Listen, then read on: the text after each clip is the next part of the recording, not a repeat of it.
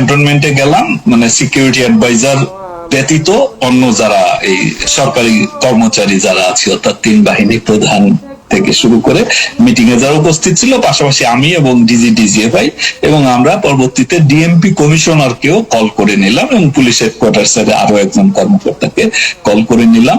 ওইখানে ক্যান্টনমেন্টে সেনাপ্রধান উনি নিজের হাতে লিখলেন যে কোন পয়েন্টে কারা থাকবেন, পাহারা দেবেন, অর্থাৎ এই গার্ডিং করবেন বহিরাগত ঠেকানোর ক্ষেত্রে। সেই ক্ষেত্রে উত্তরার দায়িত্ব দেয়া হলো র্যাবকে, র্যাপিড অ্যাকশন ব্যাটালিয়নকে, যাত্রাবাড়ির দায়িত্ব দেওয়া হলো সেনাবাহিনীকে, তারাই নিলেন।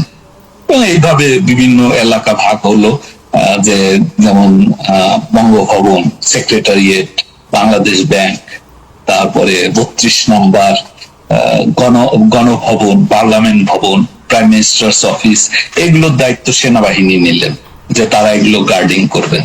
এবং সকাল থেকেই, এবং শাহবাগেও সেনাবাহিনী মোতায়েন থাকবে, তারা নিয়ে বেশিরভাগ দায়িত্ব তারা নিলেন।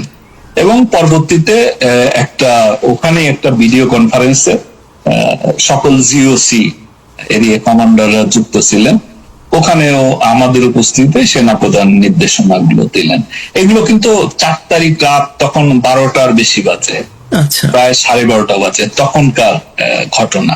কিন্তু এই যে পরের দিন সকালে যে ওনারা ছেড়ে দিবেন এইভাবে, এইটা তো আসলে বোঝা যায়নি। কারণ এটা যদি বোঝা যেত তাহলে অন্তত ওই জায়গাগুলো পুলিশ থাকতো, পুলিশ থেকে এই চেকপোস্ট বিভিন্ন জায়গায়, এবং উত্তরাতে যেখানে র্যাব দায়িত্বে ছিল, এবং ওখানে র্যাবের সাথে সেনাবাহিনীরও কিছু লোক উপস্থিত ছিল, একজন মেজর সহ।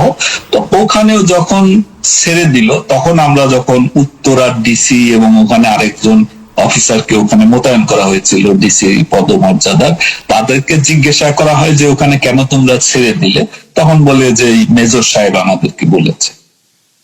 তো এটি তো তো যেহেতু 12:30 পর্যন্ত এইরকম কথা হলো, ফলে পুলিশ সেনাবাহিনীর উপরে আস্থা রেখেছে, একইভাবে আস্থা রেখেছিল সরকার।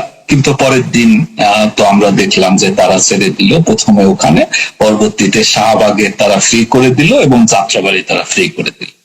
তো ফলে বাদ বাকি জায়গা তো পুলিশ অল্প কিছু জায়গার দায়িত্বে ছিল, তো সেগুলো তারা রক্ষা করতে সক্ষম হয় নাই।